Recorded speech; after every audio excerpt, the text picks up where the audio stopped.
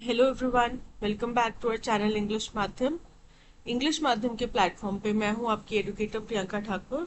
और हम सॉल्व कर रहे हैं एडिटोरियल बेस्ड प्रैक्टिस एक्सरसाइज।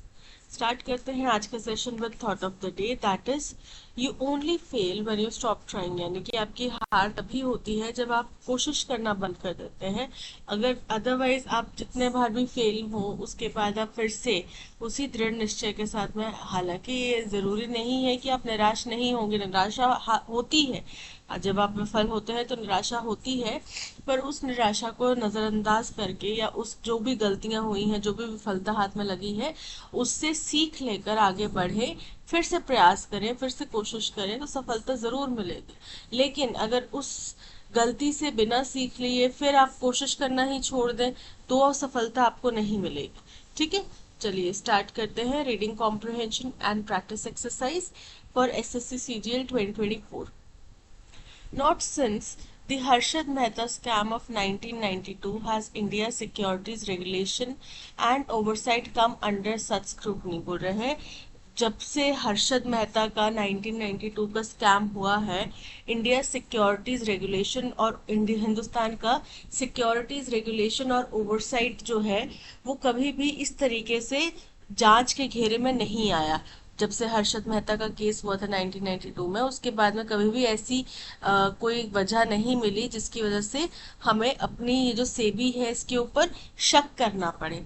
ठीक है, इसके ऊपर जांच पड़ताल करनी पड़े, ऐसी कोई घटना नहीं हुई।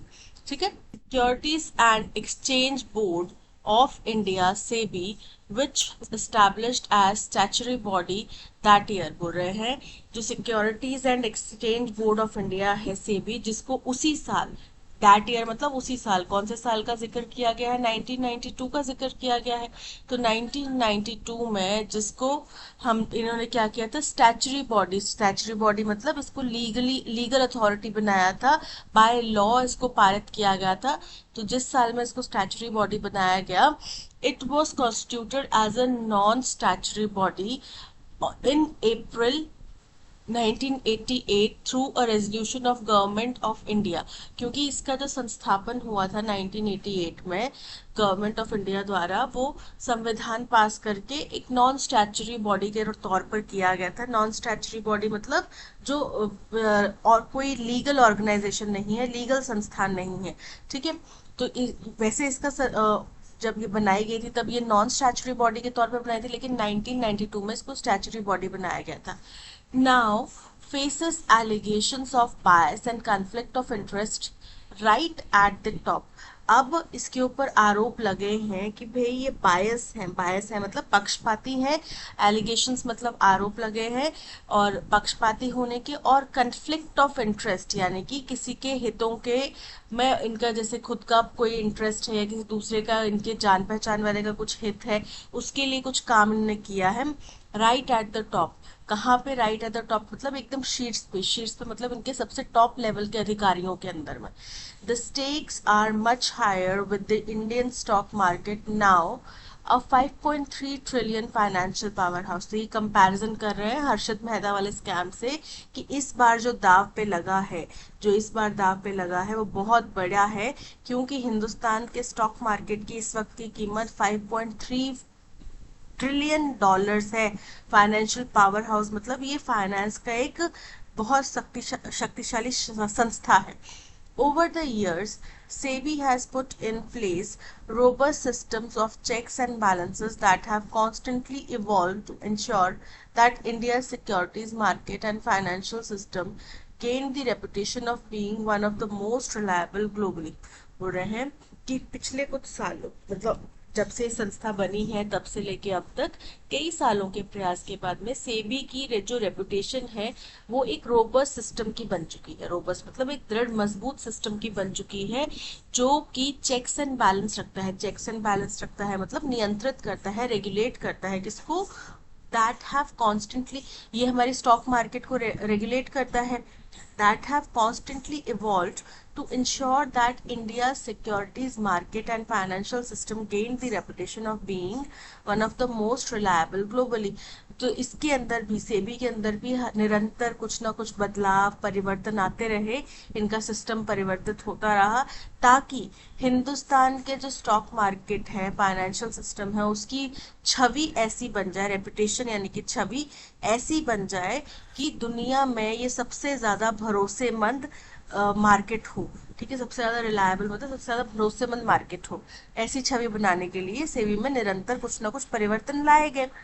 However, the acquisitions of a conflict of interest leveled by New York-based short seller Hindenburg Research against SEBI chairperson Madhabi Puri Bush in the conduct of the ongoing investigation against the Adani Group। और हालांकि आरोप जो लगे हैं, conflict of interest के जो आरोप लगे हैं, वो उन्होंने क्या किया है, किसने लगाए हैं? New York based short seller company है एक हिंडनबर्ग रिसर्च, जिन्होंने सेबी के चेयरपर्सन मधाबी पुरी बुश के अगेंस्ट में आरोप लगाए हैं। जो किस किस केस में लगाए हैं? जो अभी ऑनगोइंग इन्वेस्टिगेशन चल रही है अडानी ग्रुप के ऊपर, उसके अंदर उनके ऊपर ये आरोप लगाए हैं कि भाई उन्होंने उनके कुछ पर्सनल इंटरेस्ट वहां पे थे, कुछ इंटरेस्ट, और जो जांच है उसके अंदर में मतभेद आ रहा है।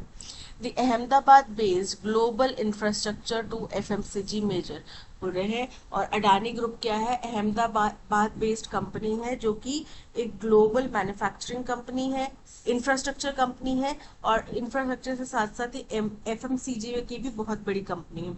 For alleged stock price manipulation and corporate malfeasances, किस चीज का आरोप लगा है इनके ऊपर? स्टॉक प्राइस को, कथित तौर पे स्टॉक प्राइस को ये मैनिपुलेट करते थे, उसमें हेर फेर करते थे, उसको कंट्रोल करते थे। और कॉर्पोरेट मेलिफिसेंस मतलब कॉर्पोरेट रॉन्ग डूइंग, गलत व्यवहार। कॉर्पोरेट यानी कि देखो बिजनेसेस जो भी हैं, अगर कोई एक जो है शेयर मार्केट को इस तरीके से कंट्रोल करने की कोशिश करेगा तो बाकी जो कंपनीज है वो लॉस में जा सकती हैं, राइट। तो कॉर्पोरेट मेलिफिसेंस मतलब कॉर्पोरेट मिसकंडक्ट यहाँ पे किया गया। Have cast a shadow on the statutory regulatory body। तो इसने क्या किया है? cast a shadow मतलब छाया में डालना, इसकी छवि को खराब करना, टार्निश करना। किसकी? statutory regulatory body, जो भारत का सेबी है, जो कि एक लीगल रेगुलेटरी बॉडी है, उसकी छवि को धूमिल किया है। The main conflict concerns investments made by Mrs. Bush and her husband Dhaval Bush in obscure offshore funds based in two tax havens। बोल रहे हैं कि जो सबसे बड़ा यहाँ पे कन्फ्लिक्ट मतभेद जो चिंताजनक का विषय है वो नजर आता है, वो ये है कि मिसेस बुश और उनके पति धवल बुश द्वारा इन्वेस्टमेंट्स करे गए, इन्वेस्टमेंट यानी कि उनके द्वारा पैसे भेजे गए, लगाए गए कहीं पे ऑब्सक्योर ऑफशोर। ऑब्सक्योर मतलब अस्पष्ट, नॉन क्लियर, हिडन। ऑफशोर मतलब बाहर की, फॉरेन फंडिंग। ठीक है, ऑफशोर फंड्स होते हैं फॉरेन देशों में, कुछ कंपनीज के नाम बना के वहां पे लगाए जाते हैं पैसे। To tax havens. Tax havens क्या होते हैं? टैक्स हेवंस वो देश होते हैं जहां के जो लॉज हैं, टैक्सेस हैं, वो कम रेट के हो, जिससे कि कोई भी व्यक्ति अपने देश के हाई टैक्सेस से बचने के लिए वहां पे पैसा जमा करा सके। तो कौन से हैं टैक्स हेवंस?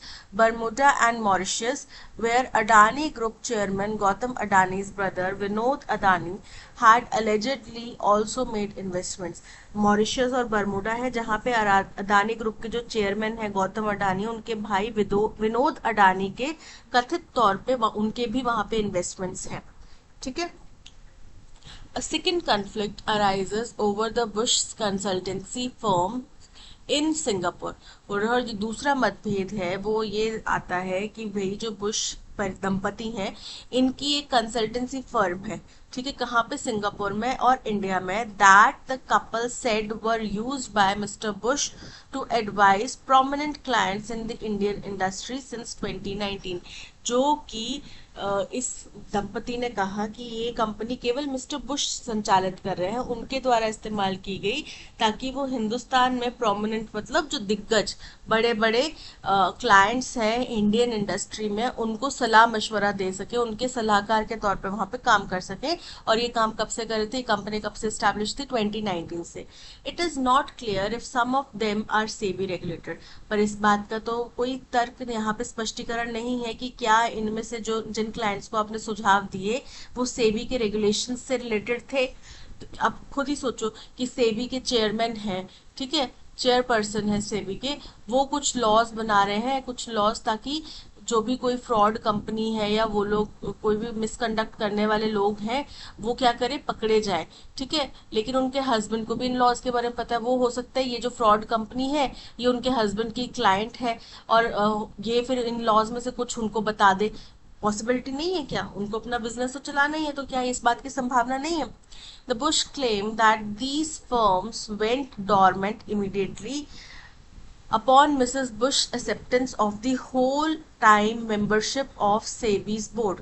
बोल रहे हैं कि बुश दंपति का ये दावा है कि ये जो दोनों फर्म्स के नाम लिए जा रहे हैं ये इमीडिएटली निष्क्रिय कर दी गई थी। डॉर्मेंट मतलब निष्क्रिय कर देना, उनको रद्द कर देना, बंद कर देना, जब मिसेस बुश ने फुल टाइम सेबी के बोर्ड की मेंबरशिप एक्सेप्ट करी थी, उसी टाइम पे ये उन्होंने कंपनीज बंद कर दी थी। ये उनका कहना है, ये उनका दावा है, ठीक है। लेकिन दावों में कितनी सच्चाई है तो जांच के बाद पता चलेगा। However, Hindenburg in its rebuttal to this response claims that not only was the Indian entity functioning, but it also clocked revenues of about $300,000 between financial year 2022-24। बोल रहे हैं तो अपने जो जो इन्होंने जवाब दिया दंपति ने कि भाई वो तो कंपनियां बंद थी, उसके खंडन के तौर पे, रिब्यूटल मतलब उसके खंडन के तौर पे, जो हिंडनबर्ग जिस कंपनी ने इनके ऊपर आरोप लगाया उसने दोबारा रिस्पॉन्स दिया और ये दावा किया कि ना केवल जो भारत बेस, सिंगापुर बेस के बारे में बात नहीं करी, लेकिन जो भारत की कंपनी थी इस दंपति की, उसके लिए उन्होंने कहा कि ना केवल वो कंपनी चल रही थी, बल्कि फाइनेंशियल ईयर 2022 से 2024 तक के बीच में इस कंपनी ने $300,000 का मुनाफा भी, रेवेन्यू भी जनरेट किया, ठीक है। This is an unprecedented case with wide ramifications where the Indian financial regulators top appointee is directly involved। बोल रही ये अभूतपूर्व केस है, ऐसा केस पहले कभी नहीं हुआ जहां पे बहुत बड़े पैमाने पे रेमिफिकेशन यानी कि कॉन्सिक्वेंस देखने मिलेंगे, क्योंकि इंडियन फाइनेंशियल रेगुलेटर के टॉप अपॉइंटी जो थे, सबसे सर्वोच्च पद पर जो थे, वही इसमें इन्वॉल्व है। The Adani group has been under SEBI investigation for charges related to stock market manipulation for the past 18 months. बोल रहे हैं वही अदानी ग्रुप की अगर बात करें तो ये सेबी की इन्वेस्टिगेशन के दायरे के अंदर है, सेबी इन्वेस्टिगेशन कर रहा है इसके ऊपर पिछले 18 महीनों से, इन्हीं चार्जेस के ऊपर कि इन्होंने स्टॉक मार्केट को रेगुलेट किया है, मैनिपुलेट किया है। SEBI has said that 23 out of the 24 charges under investigation have been completed. SEBI का दावा ये है कि जो 24 इनके ऊपर चार्जेस आरोप लगाए गए उनमें से 23 की जांच पूरी हो चुकी है। Whether or not Mrs Buch influenced investigations or decision involving the Adani group, the real issue is that there can be no room for any lingering doubts about her conduct। बोल रहे हैं कि चाहे उन्होंने इस इन्वेस्टिगेशन को प्रभावित किया हो या नहीं किया हो, उस डिसीजन जो अडानी ग्रुप से रिलेटेड डिसीजन है उनमें उनका हिस्सेदारी रही हो या नहीं रही हो, फिर भी जो असल मसला है वो ये है कि कोई भी यहाँ पे जगह, गुंजाइश, रूम मतलब गुंजाइश नहीं रह सकती लिंगरिंग मतलब लंबे समय तक रहने वाले जो डाउट्स हैं उनके कंडक्ट के बारे में, यानी कि जो उनका कोड ऑफ कंडक्ट रहा है अभी तक वो डाउटफुल रहा है, तो इसलिए कोई भी यहाँ पे रिस्क नहीं लेना चाहिए, उनको तुरंत प्रभाव से हटाना चाहिए या उनको इस जांच से बाहर करना चाहिए। It would be in the fitness of things for Mrs. Bush to resign from her position to ensure a thorough investigation into the allegations against the Adani Group। तो बोल रहे हैं in the fitness of things का मतलब बिल्कुल उचित रहेगा, तो ये बिल्कुल उचित रहेगा मिसेस बुश के लिए कि वो इस वक्त के लिए अपने पद से इस्तीफा दे दे और ये सुनिश्चित किया जाए कि जो अडानी ग्रुप के ऊपर जो आरोप लगे हैं उनकी जांच जो है थरो हो मतलब पूरी तरीके से और बिना किसी बायसनेस के हो। After all the integrity of India securities regulatory body itself is at stake, क्योंकि इस वक्त पे हिंदुस्तान की रेगुलेटरी बॉडी की, इस वक्त हिंदुस्तान की एक कंपनी की बात नहीं चल रही कि उसकी सिक्योर उसकी जो ये साख है वो दाव पे लगी। इस वक्त हिंदुस्तान की एक सबसे बड़ी रेगुलेटरी बॉडी की साख भी जो है वो दाव पे लगी हुई है और दुनिया देख रही है, क्योंकि एक हिंडनबर्ग बाहर की ऑर्गेनाइजेशन की रिपोर्ट आई है। ठीक है, तो अब दुनिया की नजरें हिंदुस्तान के ऊपर है कि अभी ये कैसे इसको डील करेंगे, कैसे इसके ऊपर फैसला लेंगे, और क्या यहाँ पे भी जो हिंदुस्तान में आमतौर पे होता है कि अमीर बच जाते हैं और गरीब पिसते हैं, क्या यहाँ पे भी वो अमीर बच जाएंगे पैसे के जोर पे। ठीक है, तो ये देखने वाली बात हो। चलिए चलते हैं। Which of the following can be inferred about the impact of the allegations against Madhabi Puri Bush on सेबी's reputation? बोल रहे हैं इनमें से कौन सा प्रभाव पड़ेगा जो मधाबी पुरी बुश के ऊपर आरोप लगे हैं, उनसे सेबी की रेपुटेशन के ऊपर क्या प्रभाव पड़ेगा। तो जाहिर सी बात है कि उनकी रेपुटेशन खराब होने के चांसेस हैं, उनके अभी तक के कार्यप्रणाली के ऊपर सवाल उठ रहे हैं। सेबी's reputation as A reliable regulatory body remains unaffected despite the allegations, ऐसा नहीं है, यही तो खराब होगी, उनकी रेपुटेशन तो बहुत ज्यादा खराब हो जाएगी ना।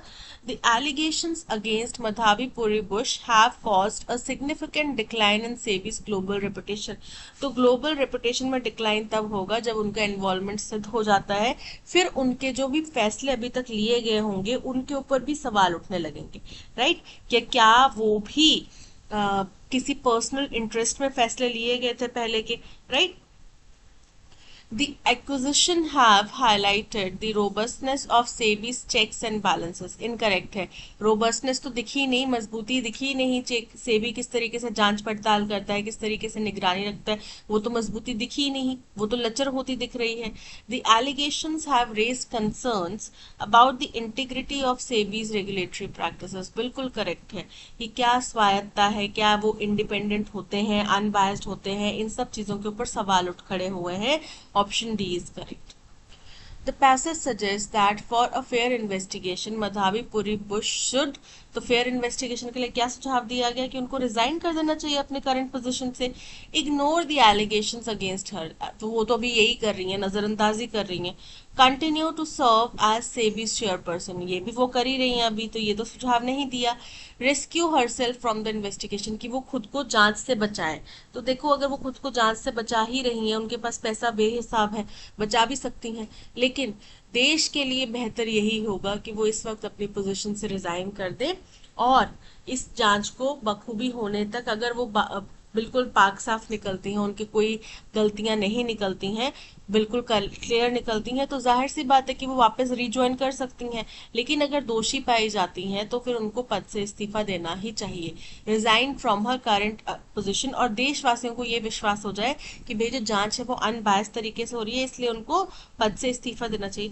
और बड़ा अजीब टाइम आ गया, आजकल लोग अपने अपनी पोजीशन पे टिके रहते हैं। पहले आरोप लगते थे, लोग अपने पद से इस्तीफा दे देते थे पहले कि भाई हमारे ऊपर ये आरोप लगे हैं और जब तक आरोप मैं दोषी मुक्त नहीं हो जाऊंगा तब तक मैं नहीं जॉब करूंगा, ये वाली फलानी पोजीशन पे नहीं रहूंगा। पर आजकल इतने ढीठ लोग हो गए, अपनी पोजीशन छोड़ना ही नहीं चाहते, और हम लोगों को दिख रहा है कि कितना कुछ गलत हो रहा है और हम फिर कुछ नहीं कर रहे हैं, हाथ पे हाथ रख के बैठे हुए हैं, या सिर्फ यहाँ पे भड़ास अपनी निकाल लेंगे थोड़ी बहुत और बस खत्म, nothing else. Which of the following statements is not true according to the passage? बोल रहा है पैसेज के अनुसार इनमें से कौन सी स्टेटमेंट है जो करेक्ट नहीं है। SEBI was established as a statutory body in 1988, तो हमने पढ़ा था कि 1992 जो हर्षद मेहता केस हुआ था, उस साल में ये जो है एक स्टैचुरी बॉडी बनी थी। उससे पहले ये क्या थी, एक नॉन स्टैचुरी बॉडी थी। ठीक है, तो ये स्टेटमेंट इनकरेक्ट है, option A is correct. The allegations against Mrs. Butch involve investments in offshore funds. Correct है, ये आरोप लगे हैं उनके ऊपर। SEBI's regulatory practices are under scrutiny for the first time since the Harshad Mehta scam, ये भी करेक्ट है। फर्स्ट लाइन ही पैसेज की ये है कि हर्षद मेहता का केस 1992 में हुआ था, उसके बाद से आज दिन तक सेबी के ऊपर कभी सवाल नहीं उठे, सेबी कभी जांच के दायरे में नहीं आया। ये पहली बार है कि एक बाहर की शॉर्ट सेलर कंपनी ने हिंदुस्तान की एक बड़ी जांच एजेंसी के ऊपर आरोप लगाए हैं और उनके भी टॉप लेवल के अधिकारियों के ऊपर आरोप लगाए हैं। Hindenburg research has accuse the Bush of conflict of interest, बिल्कुल करेक्ट है ये भी। तो कौन सी स्टेटमेंट इनकरेक्ट है? Option A. Based on the passage, what can be inferred about SEBI's concern regarding the investigation into the Adani Group? बोल रहे हैं पैसेज के अनुसार इनमें से कौन सी बात कही जा सकती है कि सेबी की क्या चिंताएं हैं अडानी ग्रुप की जो इन्वेस्टिगेशन हो रही है उसके बारे में। तो सेबी जाहिर सी बात है यहाँ पे पक्षपाती नहीं दिखना चाहेगा, वो अपनी छवि को खराब नहीं करना चाहेगा। SEBI is primarily concern with the completion of the investigation, incorrect है। SEBI wants to avoid any appearance of bias or improper conduct in the investigation, बिल्कुल करेक्ट है, option B is correct. Tone कैसी है passage की? तो देखो प्रशंसा तो कर नहीं रहे, अप्रिशिएटिव तो है नहीं, न्यूट्रल है नहीं, ठीक है, अनबायस्ड है नहीं, ऑप्टिमिस्टिक भी नहीं है, कुछ पॉजिटिव भी नहीं दिखा रहा। हमारे देश की छवि वर्ल्ड लेवल पे खराब होने की कगार पे है और हम इसको पॉजिटिव तो देख ही नहीं सकते। तो कैसी है? क्रिटिकल है। क्रिटिसाइज किया गया सेबी के इस तरह के कंडक्ट को, मिसेस बुश के इस तरीके के कंडक्ट को, और अभी तक जो ये नहीं पद से इस्तीफा दे रही है उस चीज को भी क्रिटिसाइज किया गया। अब हमें एक्टिव वॉइस में स्टेटमेंट को बदलना है। द वर्क, हमें पता है बाय के बाद में हमें क्या मिलेगा? सब्जेक्ट मिलेगा। The work will be finished by the mason. The mason क्या है? हमारा सब्जेक्ट है। क्या करना है?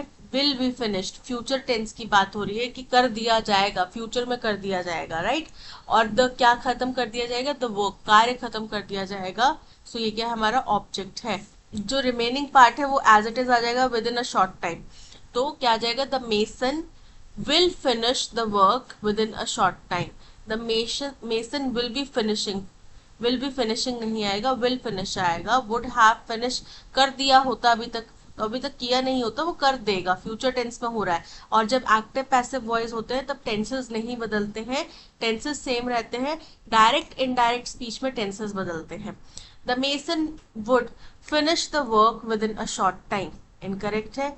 The mason will finish the work within a short time. Option D is memory like sieve. Idiom का हमें मीनिंग बताना है। अब सीव क्या होता है? छन्नी। छन्नी से आप क्या करते हैं? आटा छानते हैं, चाय छानते हैं, तो उससे मैक्सिमम चीजें निकल जाती हैं, थोड़ा बहुत कूड़ा कचरा रह जाता है। तो आपकी अगर याददाश्त, हम बोल रहे हैं कि तुम्हारी याददाश्त तो बिल्कुल छन्नी जैसी है, दैट मीन्स तुम्हारी याददाश्त बहुत खराब है, सिर्फ कूड़ा कचरा रह जाएगा, बाकी इंपॉर्टेंट चीज सारी निकल जाएगी।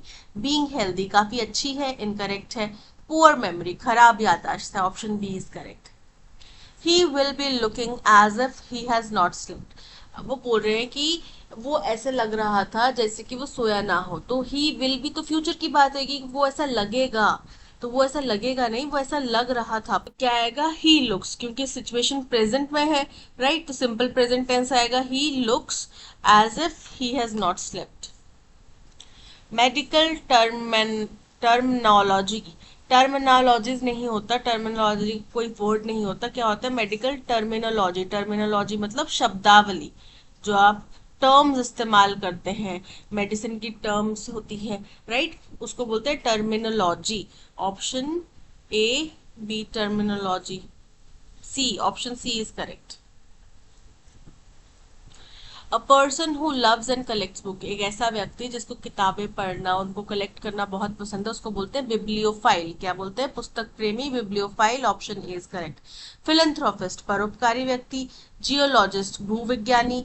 सोमलियर, सोमलियर मतलब शराब का जो एक विशेषज्ञ होता है, एक्सपर्ट होता है, so option A bibliophile is correct. Amateur, amateur मतलब नौसिखिया, जो शौकीनिया तौर पे कुछ काम कर रहा है। एंटोनिम क्या हो जाएगा इसका? फर्स्ट है हॉबीस्ट, हॉबीज मतलब शौकीन, तो ये तो सिनोनिम हो गया। डिवोटी, डिवोटी मतलब किसी का भक्त। लेमैन, लेमैन मतलब जो आम आदमी है। और प्रोफेशनल, प्रोफेशनल मतलब जिसको पूरा प्रॉपर नॉलेज है, ठीक है, सो option D is correct. The candidate blamed the persistent traffic jam as reason of his being late and the interviewer believed him though he was not convinced. अब देखो candidate late आया, ठीक है, उसने आरोप लगा दिया कि भाई ट्रैफिक जैम था इसलिए मैं लेट हो गया।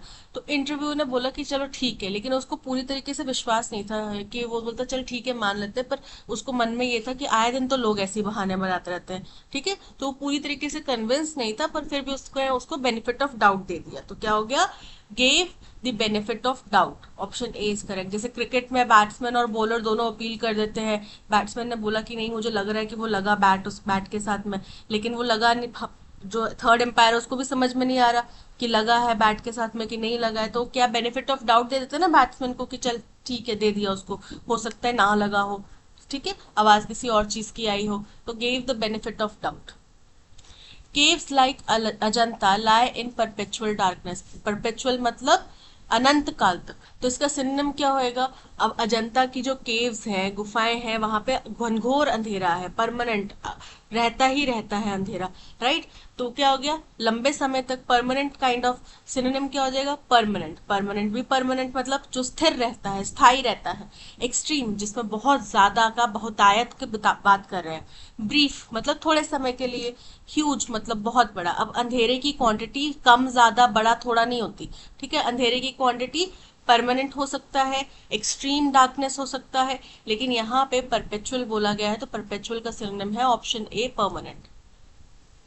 कंप्लाई, कंप्लाई मतलब किसी चीज को मानना, चाहे कोई नियम हो, आदेश हो, उनको मानना, उनका पालन करना। एंटोनिम क्या हो जाएगा, मना कर देना मानने से, हम नहीं मानते भाई। तो फर्स्ट है डिनाई, डिनाई मतलब मना करना। इंगेज, इंगेज मतलब किसी चीज में संलग्न होना, बातचीत में, किसी मीटिंग में, किसी कार्य में संलग्न होना। असिस्ट, असिस्ट मतलब मदद करना, किसी की सहायता करना। और एक्सपेक्ट मतलब किसी चीज की उम्मीद करना। तो option A deny is correct. The sun revolves around a अर्थ।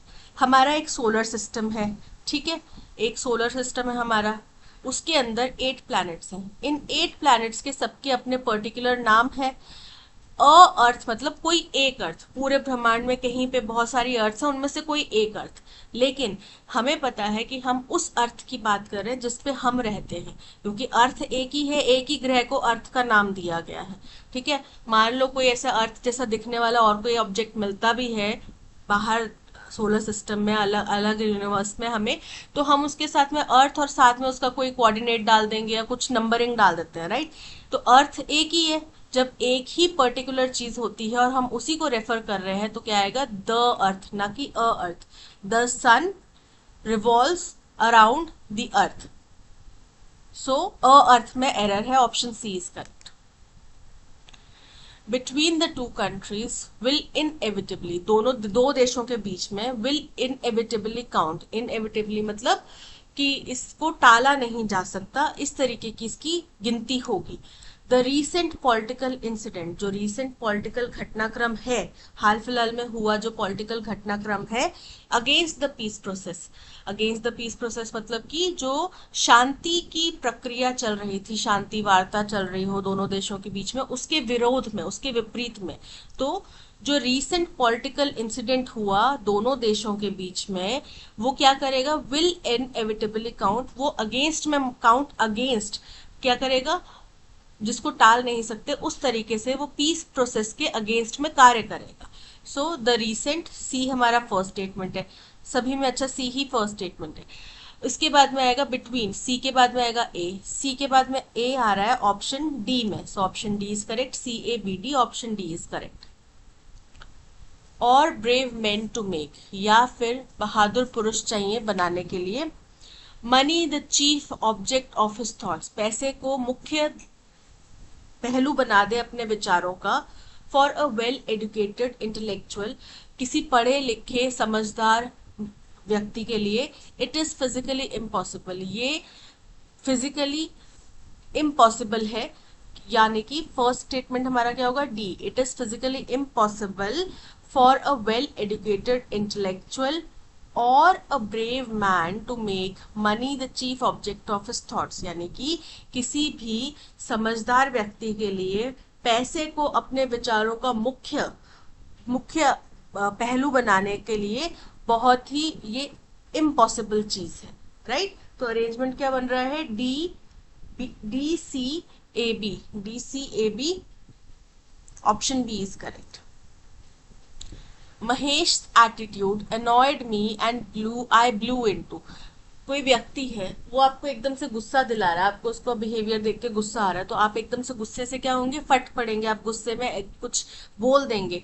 तो जब आप गुस्से में कुछ एकदम से अचानक से गुस्सा करने लग जाए तो उसको ब्लू इनटू नहीं, ब्लू अप कहा जाता है। क्या कहा जाता है, ब्लू अप, ब्लो अप। ठीक है, तो Mahesh attitude annoyed me and I blue over, blue over नहीं आएगा, ब्लू ऑफ नहीं होगा, ब्लू डाउन ऑफ नहीं होगा, blew up. Option D is correct. The scientist hypothesis, pervasive का हमें सिनोनिम बताना है। परवेसिव का मतलब क्या होता है, कंप्लीट, वाइड स्प्रेड, व्यापक तौर पे। तो जो साइंटिस्ट की हाइपोथेसिस थी वह substantiated by extensive research and experimentation. जो साइंटिस्ट की हाइपोथेसिस, हाइपोथेसिस क्या होता है कि कुछ उसके विचारों में उसने कुछ चीज प्रूव करी थी, थॉटफुली थियोरेटिकली तरीके से उसने कुछ प्रूव करा था, बात कोई रखी थी अपनी पटल पर, उसको सब्सटैंशिएटेड, सब्सटैंशिएटेड मतलब होता है पुष्टि करना। तो उसको पुष्टि उसने कैसे करी, एक्सटेंसिव, एक्सटेंसिव मतलब बहुत व्यापक, बहुत गहरी रिसर्च करके और एक्सपेरिमेंट्स करके। तो परवेसिव का मतलब भी व्यापक होता है, राइट। परवेसिव का मतलब भी व्यापक होता है, तो एक्सटेंसिव का मतलब भी व्यापक होता है। तो हमारा क्या हो गया, option A, extensive is the synonym for pervasive. The dog took a dash during his walk and lifted his dash to indicate that he was tired. तो डॉग ने चलते चलते क्या लिया, ब्रेक लिया। टुक अ पॉज, पॉज मतलब break लेना, ठीक है। तो उस पॉज के स्पेलिंग क्या होते हैं, PAUSE। आप वीडियो को पॉज कर देते हो फिर रिज्यूम करते हो, तो वो क्या हो गया, पॉज मतलब ब्रेक लेना, राइट।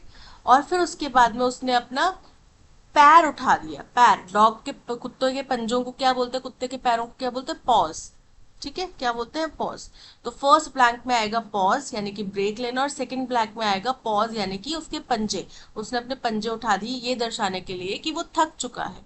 पॉज करेक्ट है, लेकिन पोर्स, पोर्स मतलब किसी लिक्विड को ड्रॉप करना, गिराना। पोर्स, पोर्स अगेन लिक्विड को गिराना, और ये पोर्स होता है छिद्र, जो हमारी स्किन के ऊपर छेद होते हैं वो पोर्स हो गए, ठीक है।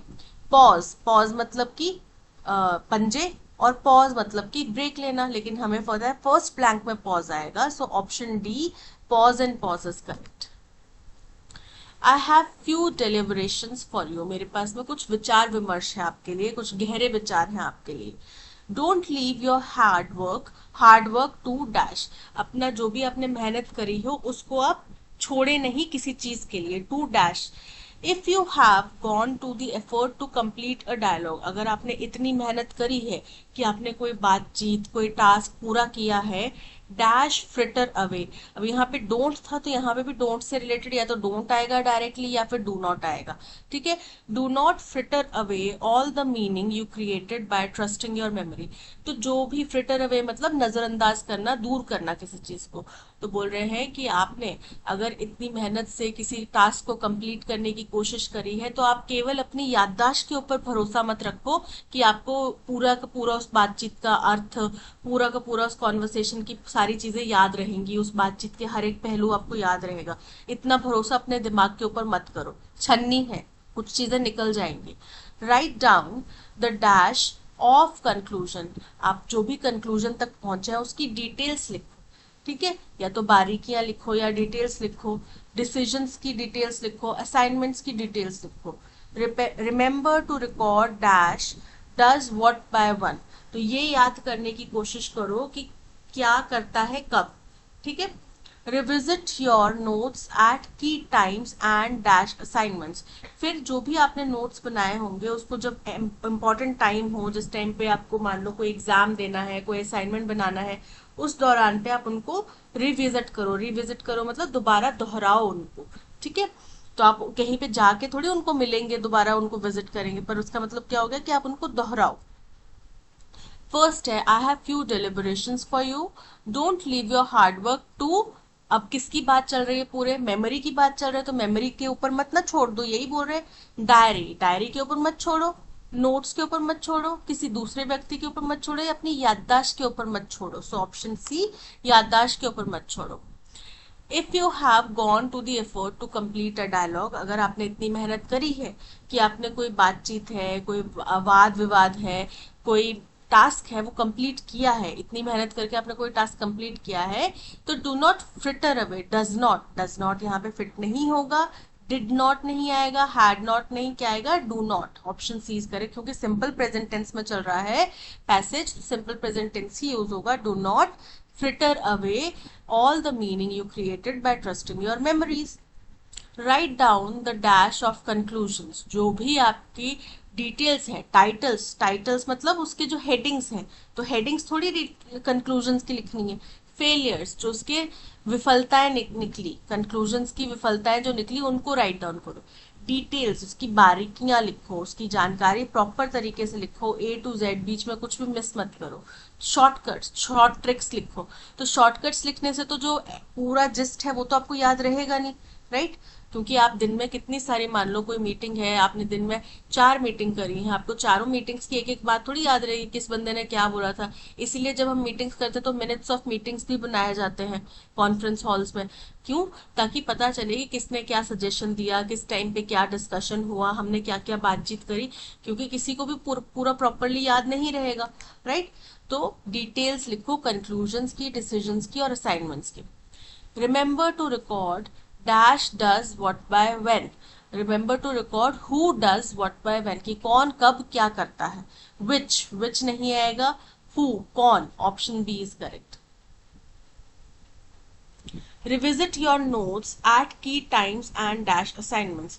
Obliterate का मतलब होता है किसी चीज को नष्ट करना, खत्म करना। तो असाइनमेंट को नष्ट करने की बात तो नहीं कर रही। इंट्रोस्पेक्ट मतलब आत्मचिंतन करना, आत्ममंथन करना, तो वो भी बात नहीं कर रहे हैं यहाँ पे। असाइनमेंट्स को आत्ममंथन नहीं करेंगे। स्पेक्यूलेट मतलब अनुमान लगाना। रिव्यू मतलब कि उसको रिवाइज करना, दोबारा दोहराना, दोबारा उसकी जांच करना। तो अपने असाइनमेंट्स को रिव्यू करो, option D is correct. Review करने की बात क्यों आती है? क्योंकि समय के साथ में चीजें परिवर्तित होती हैं, टेक्नोलॉजी चेंज होती है। मान लो आपने किसी टेक्निकल एस्पेक्ट से रिलेटेड कोई असाइनमेंट बनाया होगा, 3 दिन बाद आपको पता चला कि अरे इसमें तो कोई नई इन्वेंशन होगी, तो आपको उसको रिव्यू करना पड़ेगा ना। So option D is correct. That's all, आज के सेशन में इतना ही। Thank you so much for watching. अगर आपको कंटेंट पसंद आया हो तो प्लीज लाइक, शेयर और सब्सक्राइब कीजिएगा। मिलते हैं नेक्स्ट सेशन में। Till then keep learning and keep practising.